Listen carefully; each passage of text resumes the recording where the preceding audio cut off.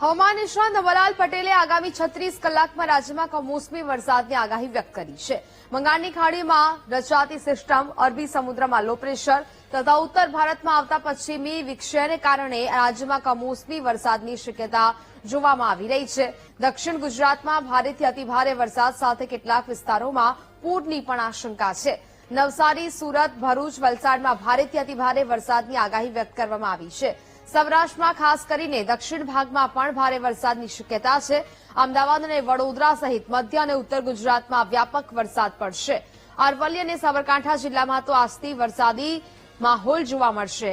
હવામાન નિષ્ણાત અંબાલાલ પટેલે જણાવ્યું હતું કે 7 નવેમ્બર પછી દક્ષિણ ભારતમાં ભારે વરસાદથી ગુજરાતમાં વાતાવરણમાં પલટો આવશે અને 18 નવેમ્બર પછી બંગાળની ખાડીમાં નવું ચક્રવાત રચાઈ શકે છે. તો રાજ્યમાં 22 ડિસેમ્બર પછી હાડથી જવતી ઠંડીની આગાહી કરાઈ છે. હવામાનમાં પલટો આવવાની શક્યતા રહેશે. જેમાં દક્ષિણ ગુજરાતના કેટલાક ભાગમાં ભારેથી અતિભારે વરસાદ થતા પૂર આવે તેવો વરસાદ થવાની શક્યતા રહેશે. આ ઉપરાંત સૌરાષ્ટ્ર, દક્ષિણ સૌરાષ્ટ્રના ભાગોમાં પણ ભારે વરસાદ થવાની શક્યતા રહેશે. સૌરાષ્ટ્રના ઘણા ભાગોમાં વરસાદ થવાની શક્યતા રહેશે. પશ્ચિમ સૌરાષ્ટ્ર, ઉત્તર સૌરાષ્ટ્રના અને કચ્છના ભાગો પર વરસાદ થવાની શક્યતા રહેશે. આ ઉપરાંત મધ્ય ગુજરાતના ભાગો, વડોદરા, આણંદના ભાગો વરસાદ થવાની શક્યતા રહેશે.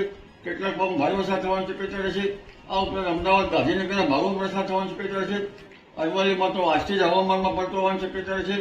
એટલે આ હાલની સિસ્ટમ લગભગ ઉત્તર ભારતમાં પશ્ચિમી વિક્ષોભ, અરબ સાગરની સિસ્ટમ અને બંગાળ સાગરની સિસ્ટમના કારણે ગુજરાતમાં જાણે શિયાળામાં ચોમાસું આવ્યું હોય તેવો માહોલ સર્જાશે.